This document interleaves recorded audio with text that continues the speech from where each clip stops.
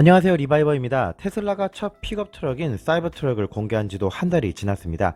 일단 미국에서의 반응은 50개 주 중에 31개 주가 불호, 19개 주가 손으로 밝혀져 디자인에 대해서는 부정적인 평가가 우세했습니다. 하지만 이후 25만 대의 사전 예약 주문이 이어졌기 때문에 단순히 디자인만으로 사이버 트럭이 좋다 아니다를 판정하기에는 아직 이르다고 생각되는데요.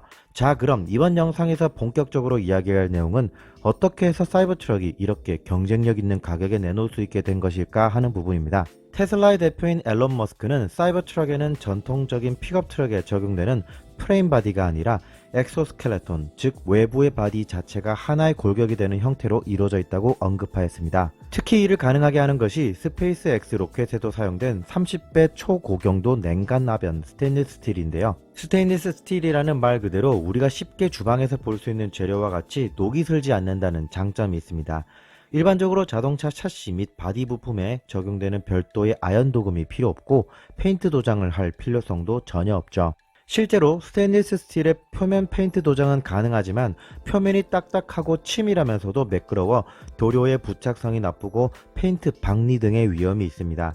그러니까 일반 스틸 도장 대비 부착성을 높이기 위한 공정이 더 많이 추가되기 때문에 도장을 하지 않고 스테인리스 스틸을 가공할 때부터 컬러가 포함되었을 가능성이 높습니다.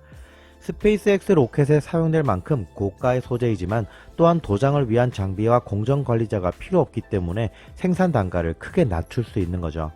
사이버 트럭과 관련하여 자동차 미생님께서는 절곡기를 사용할 가능성이 높다고 하셨는데 아무래도 워낙 강한 소재이다 보니 프레스를 사용할 수 없다고 해서 가능성이 높다고 저도 생각이 되는데요.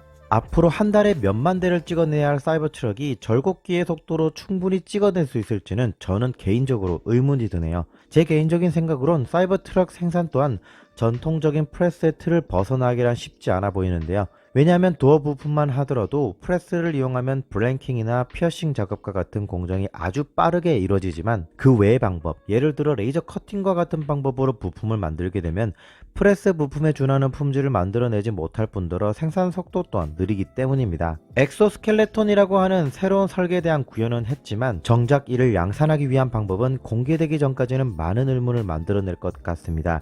그래서 저는 보수적일 수는 있지만 전통적인 프레스 공법을 기반으로 하여 어떻게 사이버 트럭의 생산 단가를 크게 낮출 수 있었는지를 알아보았습니다. 먼저 도어 하나만 보더라도 사이버 트럭과 같이 단순한 형상의 경우에는 많은 공정을 요하지 않습니다. 프레스를 찍어낼 때 일반적으로 첫 번째는 기본 틀을 따내는 블랭킹, 두 번째는 1차 형상을 만드는 드로잉, 세 번째는 불필요한 부분을 잘라내는 트리밍, 네 번째는 2차로 형상을 다듬는 리스트라이크, 다섯 번째는 구멍을 뚫는 피어싱, 이렇게 최소 5개 정도로 구성됩니다.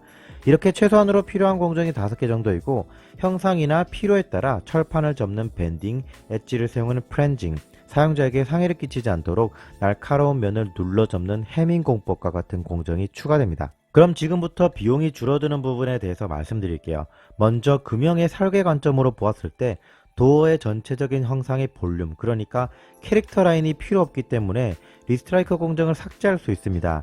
대신 이 부분을 위해 밴딩 공정을 추가하게 되죠. 또한 형상이 단순하기 때문에 별도의 트림 공정을 삭제할 수도 있습니다. 생산의 관점에서 보면 형상이 복잡한 제품은 요구하는 수준의 치수와 형상이 안정적으로 생산될 때까지 버리게 되는 수량이 많습니다. 하지만 형상이 복잡하지 않은 사이버 트럭은 버려지는 수량이 크게 줄게 됩니다.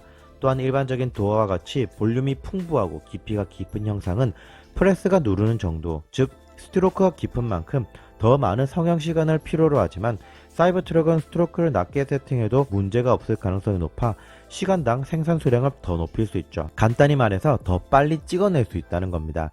프레스와 금형 관리적인 부분에서도 공정과 금형의 수가 적을수록 유지관리 비용이나 인원을 줄일 수 있고 품질 측면에서도 형상이 복잡하지 않기 때문에 관리 포인트가 적어 검수 및 관리를 위한 인원도 최소한으로 줄어들게 됩니다.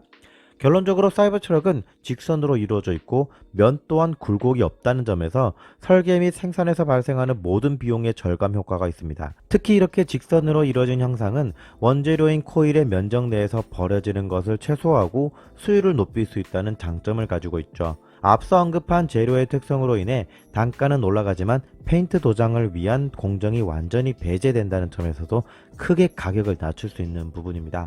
이상으로 테슬라 사이버트럭이 가지는 가격 경쟁력 요소들을 알아보았습니다. 감사합니다.